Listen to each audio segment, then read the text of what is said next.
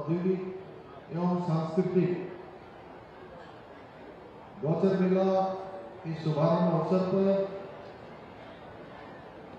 मंच पर आसीन भारतीय जनता पार्टी के प्रदेश अध्यक्ष आदरणीय महेंद्र प्रसाद भट्ट जी, हमारे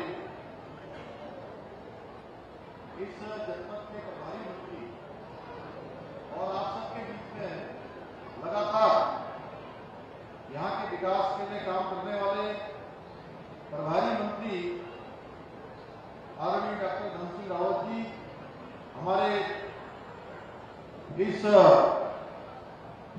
कर्णप्रयाग विधानसभा के बहुत ही लोकप्रिय एवं सतत रूप से यहाँ के विकास को समर्पित होकर काम करने वाले हमारे जुझार एवं कर्मठ विधायक आदरणीय अनिल नौटियाल जी,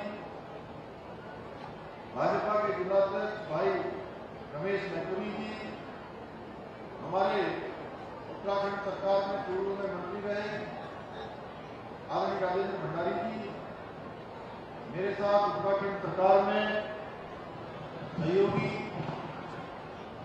जलागम परिषद में उपाध्यक्ष भाई रमेश गढ़िया जी, चंद्रवशी देवी जी ब्लॉक प्रमुख, विनोद नेगी जी जिला पंचायत सदस्य, अनिल नेगी जी, प्रेम नेगी जी, विजय प्रसाद डिमरी जी, क्रांति प्रसाद भट्ट जी, आईजी श्री नंदयाल जी और हमारे जिलाधिकारी संदीप तिवारी जी और संदेश पवार जी, यहाँ के पुलिस अधीक्षक एवं मंच पर आसीन हमारे सभी पदाधिकारीगण और इस गौचर मेले के शुभारंभ अवसर पर यहाँ बड़ी संख्या में पधारे मेरे सभी बड़े बुजुर्ग, सभी उपस्थित माताएं बहनें, सभी हमारे युवा नौजवान साथी, हमारे विद्यालयों से आए हुए सभी मेरे प्रिय छात्र एवं छात्राएं, हमारे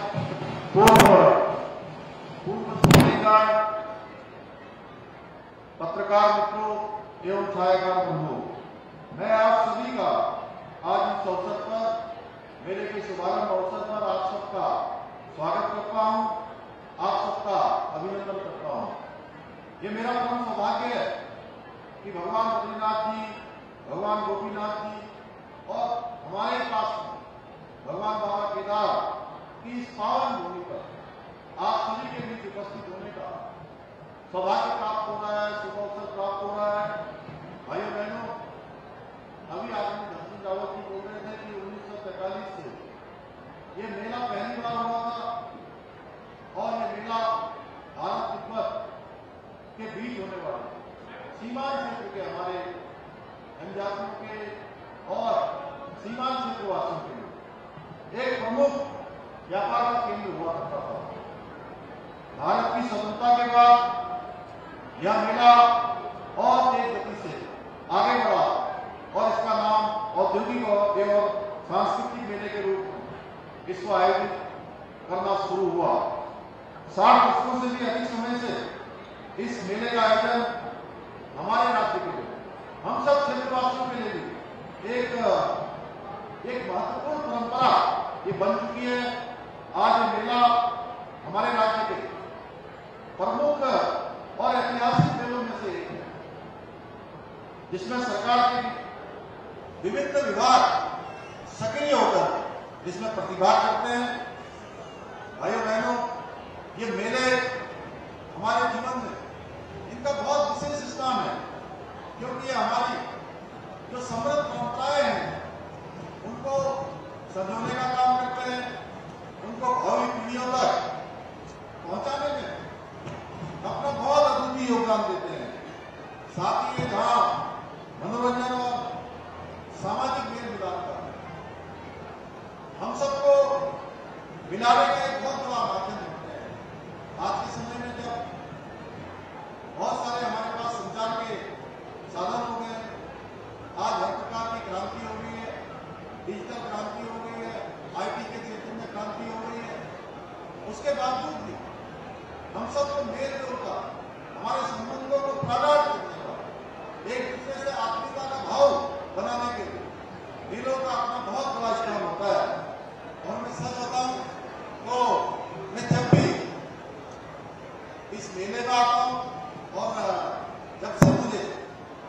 जुलाई 2021 को मैंने राज्य के मुख्य सेवक के रूप में पद और गोपनीयता की शपथ ली थी। तब से मेरा प्रयास रहा है कि हर बार मेले में आप सबके बीच में आकर प्रतिभाग करूं, और ये मेला और जौलजीबी का मेला, दोनों मेले एक जैसे हैं।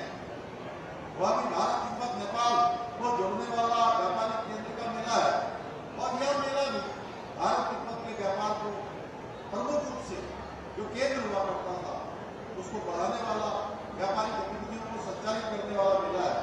और मैं सच बताऊं तो बचपन से मैं जौलजीबी मेले के बारे में सुनता था, और मेलों में जाना हमेशा बहुत आतुर रहता था कि मेला आएगा और मेले में जाएंगे, लोगों से मिलेंगे, और उस समय की जो बहुत महंगी चीज जिसको समझते थे हम लोग कहते थे कि जलेबी जाकर मेले में खाएंगे। भाई बहनों, आज मैं सच में अपने बचपन को आत्मसात कर रहा हूँ। मैं आप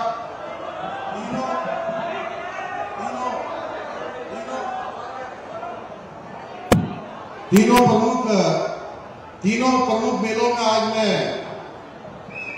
तीन प्रमुख मेलों में आज मैं प्रतिभाग कर रहा हूं। यहां आने से पहले मैं जौलजीबी के मेले में होकर आया हूं, और गौतम मेले के बाद अभी बैकुंठ चतुर्दशी का जो मेला हमारा श्रीनगर में आयोजित होता है, उस मेले में भी मुझे प्रतिभाग करना है। श्री धन सिंह जी और मैं वहां भी अभी प्रतिभाग करेंगे। भाइयों बहनों,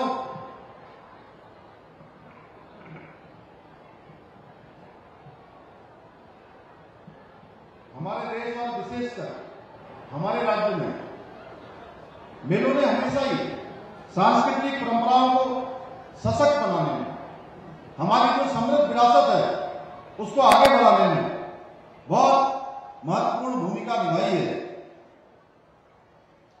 लेकिन ये जो गौचर का मेला है, ये मेला अन्य मेलों से विशेष है, क्योंकि न केवल ये हमारा मेला सांस्कृतिक धरोहर है, उस धरोहर को संजोने का कार्य करता है, बल्कि यहाँ की जो व्यापारिक गतिविधियां हैं उनके लिए भी, हमारे चाहे स्थानीय व्यापारियों, आसपास के लोग हों, उनको भी एक व्यापार का बड़ा मंच यहाँ पर प्रदान करता है।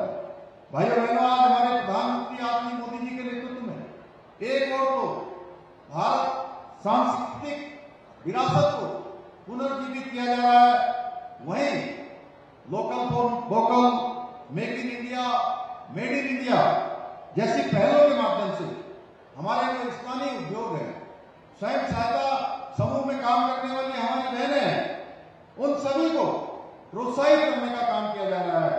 इस दिशा में हमारी सरकार ने भी कई महत्वपूर्ण योजनाओं की शुरुआत की है, ताकि स्थानीय उत्पादों को राज्य में ही नहीं बल्कि राष्ट्रीय स्तर पर, अंतर्राष्ट्रीय स्तर पर उनको पहुंचाया जा सके। हमारी सरकार द्वारा एक जनपद दो उत्पाद, वन डिस्ट्रिक्ट टू प्रोडक्ट योजना के माध्यम से स्थानीय आजीविकाओं के अवसरों को लगातार बढ़ाने का काम हो रहा है, लगातार उनको प्रोत्साहन दिया जा रहा है। साथ ही राज्य के जो स्थानीय उत्पाद हैं उनको राष्ट्रीय और अंतर्राष्ट्रीय स्तर पर पहचान दिलाने के लिए पिछले वर्ष आदरणीय प्रधानमंत्री नरेंद्र मोदी जी के हाथों से हाउस ऑफ हिमालय ब्रांड की भी शुरुआत की गई है। आज स्टेट मिलेट मिशन के द्वारा हमारे राज्य के मिलेट को अब पूरे देश में श्री अन्न को सुपर फूड के रूप में विशेष पहचान मिल रही है। हमारा लक्ष्य है कि पहाड़ों से हो रहे पलायन को रोका जाए तथा गांवों में पर्यटन को बढ़ावा देकर जो हमारे स्थानीय निवासी हैं उनको रोजगार के अवसर प्रदान किए जाए। इस दिशा में आज हमारे होम स्टे, जहां एक और देश और विदेश के पर्यटकों के लिए एक आकर्षण का केंद्र बन रहे हैं, वहीं स्थानीय हमारे नौजवान युवाओं के रोजगार और स्वरोजगार के अवसर भी उनको उपलब्ध करा रहे हैं। हमारी सरकार के प्रयासों से आज उत्तराखंड का नाम फिल्म शूटिंग के लिए भी एक बहुत ही पसंदीदा डेस्टिनेशन के रूप में उभरा है। आज 250 से भी ज्यादा फिल्मों का निर्माण पिछले सालों में हमारे राज्य के अंदर हो चुका है। प्रधानमंत्री जी ने पिछले वर्ष 9 दिसंबर को वेडिंग डेस्टिनेशन वेड इन उत्तराखंड की अपील के बाद अब उत्तराखंड में वेडिंग डेस्टिनेशन के रूप में भी एक बड़ी पहचान स्थापित हो गई।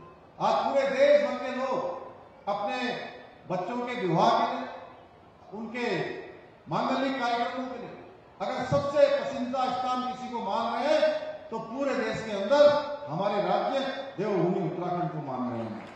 हमारी सरकार द्वारा पर्वतीय क्षेत्रों में निवेश को प्रोत्साहित करने के लिए पर्यटन के क्षेत्र में आयुष, वेलनेस, आईटी और सौर ऊर्जा जैसे विशेष सेक्टर सर्विसों पर भी विशेष ध्यान दिया जा रहा है। हाल ही में आप सबको पता है, हाल ही में हमने गौचर के लिए नियमित हेली सेवा की शुरुआत की है और मुझे पूरा विश्वास है कि इससे क्षेत्र में पर्यटन और अर्थव्यवस्था को एक नई मजबूती मिलेगी। आने वाले लोग जो पर्यटक हैं, श्रद्धालु हैं, आसानी से अब इन क्षेत्रों में आ सकेंगे। इसके साथ साथ हमारे जो स्थानीय लोग हैं, आपदा के समय में, इमरजेंसी के समय में उनको इस सेवा का लाभ मिल पाएगा। भाइयों बहनों, हमारी सरकार पूरी प्रतिबद्धता के साथ उत्तराखंड को देश का अग्रणी राज्य बनाने के लिए हमारा जो विकल्प रही संकल्प है, उसके मूल मंत्र के साथ हम काम कर रहे हैं। मैं आपको भरोसा दिलाता हूं कि उत्तराखंड को देश का सर्वश्रेष्ठ राज्य बनाने तक हम चैन से नहीं बैठेंगे, आराम से नहीं बैठेंगे।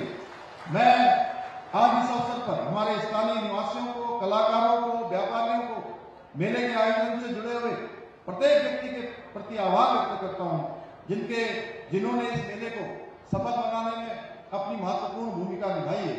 भाइयों बहनों, चार धाम यात्रा हमारी बहुत महत्वपूर्ण यात्रा है और हमारा प्रयास है कि आने वाले वर्षों में ये यात्रा और सफलता से आगे बढ़े। आने वाले तीर्थयात्री, आने वाले श्रद्धालु, हमारे पर्यटक जो भी देवभूमि उत्तराखंड के अंदर आते हैं, वो सभी हमारे राज्य का एक अच्छा अनुभव लेकर जाए। अगर आप आंकड़ों की बात करेंगे तो पिछले 3 सालों में ये यात्रा लगातार आगे बढ़ी है भाइयों बहनों, और इस वर्ष बड़े आपदा के बाद भी इस यात्रा ने 46 लाख का आंकड़ा छुआ है, जबकि 56 दिन की यात्रा कम हुई है। उसके बावजूद भी एक बड़ा आंकड़ा हुआ है। अगर हम इनको देखेंगे, लगातार बढ़ रहा है। हम इसको और सुगम बनाने के लिए, और अच्छा बनाने के लिए, सुरक्षित बनाने के लिए हमारे चार धाम मार्ग पर जिनके व्यापार चलते हैं, जिनकी आजीविका चलती है, ये लाइफ लाइन होती है, हम जानते हैं। हमने इसके लिए भविष्य में यात्रा प्राधिकरण बनाकर एक यात्रा को सुरक्षित बनाने का काम, सुव्यवस्थित बनाने का काम, सुगम बनाने का काम हम इस पर काम कर रहे हैं। हाँ, मैं जानता हूं शुरुआत के दिनों में अत्यधिक यात्रा आ जाने के कारण से कहीं पर कुछ ठीक प्रकार से कुछ व्यवस्था में कमियां रहने के कारण से कुछ दिनों की परेशानियां हुई, लेकिन दूसरे चरण में मैं कल ही भगवान बद्री विशाल के दर्शन करने गया था। वहां मुझे तीर्थ पुरोहित समाज के लोग मिले थे, अनेक धार्मिक संगठनों के लोग मिले थे। सारे लोगों ने कहा कि हमारी चूंकि 17 तारीख को कपाट बंद होने हैं, लेकिन अभी तक भी वहां पूरा भगवान बद्री विशाल का प्रांगण तीर्थयात्रियों से, श्रद्धालुओं से भरा हुआ है। अभी भी अच्छी यात्रा चल रही है। इस प्रकार से यात्रा और सुव्यवस्थित हो और अच्छा हो। भाई अगर कोई आपदा की स्थिति आती है, आपदा के समय में भी हम ग्राउंड जीरो पर जाकर काम करते हैं।